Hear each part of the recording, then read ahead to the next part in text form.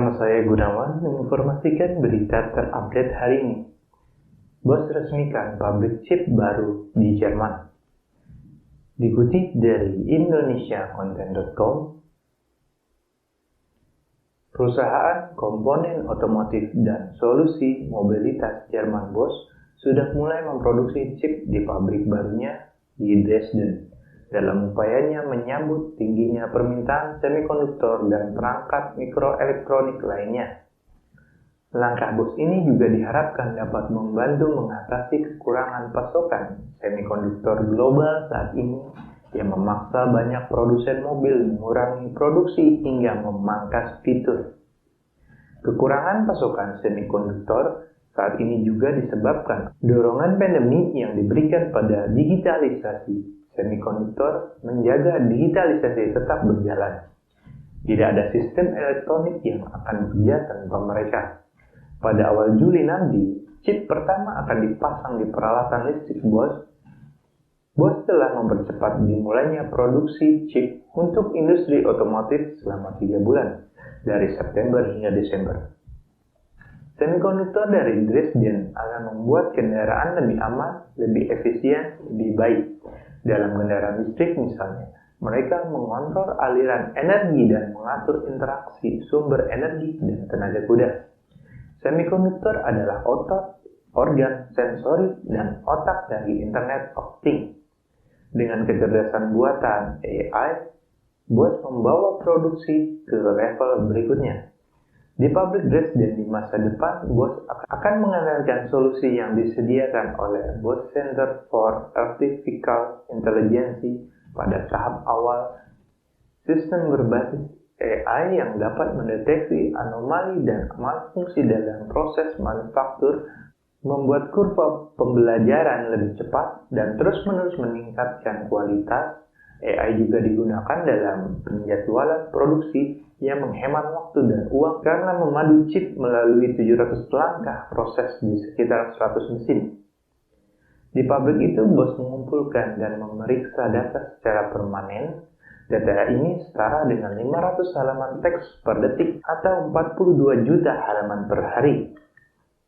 Di pabrik chipnya di Reutlingen dan Dresden saja, Bosch telah menginvestasikan lebih dari 2,5 miliar euro sejak teknologi 200 mm itu diperkenalkan. Selain itu, miliaran euro telah diinvestasikan untuk mengembangkan mikroelektronika. Pada tahun 2016, tiap kendaraan baru di seluruh dunia rata-rata memiliki sekitar 9 chip Bosch. Dan 2019 jumlahnya sudah lebih dari 17 chip Bosch.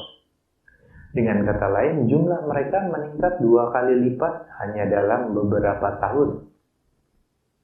Informasi berikutnya. ExxonMobil Indonesia bangga atas performa Red Bull di Azerbaijan. Dikutip dari indonesiacontent.com, perusahaan energi ExxonMobil bersama merek pelumas mobil lubrikan Indonesia mengapresiasikan kemenangan tim Red Bull Racing melalui pembalap Sergio Checo Perez di F1 GP Azerbaijan. Pada balap itu, Sergio merasakan podium teratas setelah Max Verstappen mengalami kecelakaan di penghujung lomba. Max nyaris menang, namun ia menabrak pagar pembatas lintasan pada lap 47.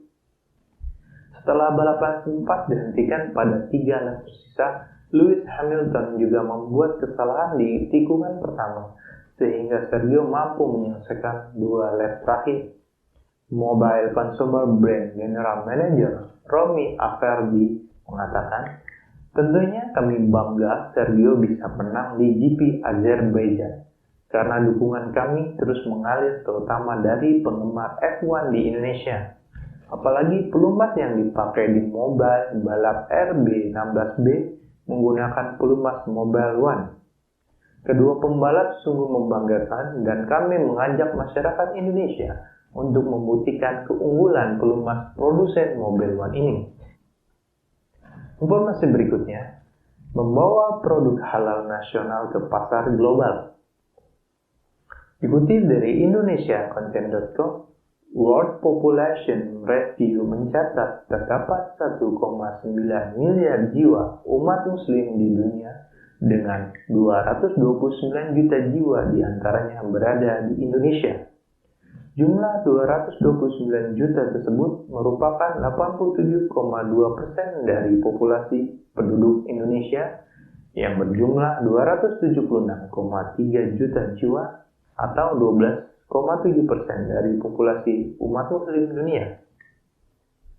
Ini menunjukkan bahwa Indonesia memiliki potensi pasar besar bagi produk-produk muslim.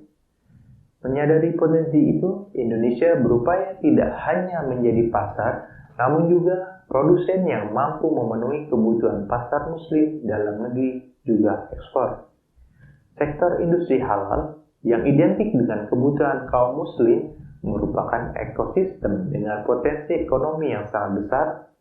State Global Islamic Economic Report 2020-2021 melaporkan tingkat konsumsi masyarakat muslim dunia mencapai 2,02 triliun dolar Amerika di sektor makanan, farmasi, kosmetik, mode, perjalanan, dan media hingga rekreasi halal.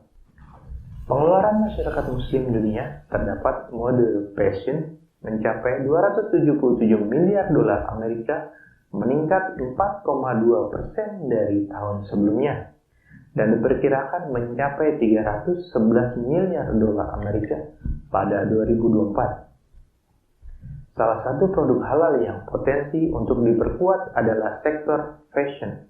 Dengan memperkuat industri fashion halal, Indonesia melahirkan desainer, komunitas, hingga asosiasi fashion muslim. Bahkan berbagai program fashion muslim digelar secara luas dengan mengundang aktris media sosial utama promosi. Potensi yang sama juga terjadi pada komoditas kosmetik halal, di mana konsumsi masyarakat muslim dunia mencapai 66 miliar dolar Amerika atau meningkat 3,4% dibandingkan tahun sebelumnya. Sedangkan demikian, potensi Indonesia sebagai pasar produk muslim perlu dibarengi dengan peningkatan kinerja ekspor Indonesia ke luar negeri, khususnya ke negara-negara yang tergabung dalam Organisasi Kerjasama Islam atau Organization of Islamic Cooperation atau OIC. Memiliki data OIC Economic Outlook 2020 di antara negara-negara anggota OIC, Indonesia juga merupakan importer terbesar keempat dengan proporsi 8,4%, di bawah Uni Emirat Arab 12,2%, Turki 12,1%, dan Malaysia 11,8%.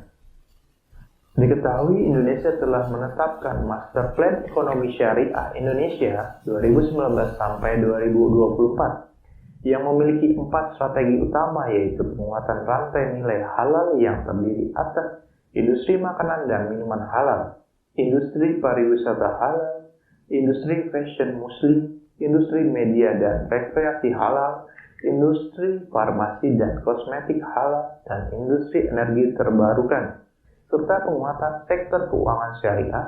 Selain itu, penguatan usaha mikro, kecil, dan menengah, dan pemanfaatan dan penguatan ekonomi digital.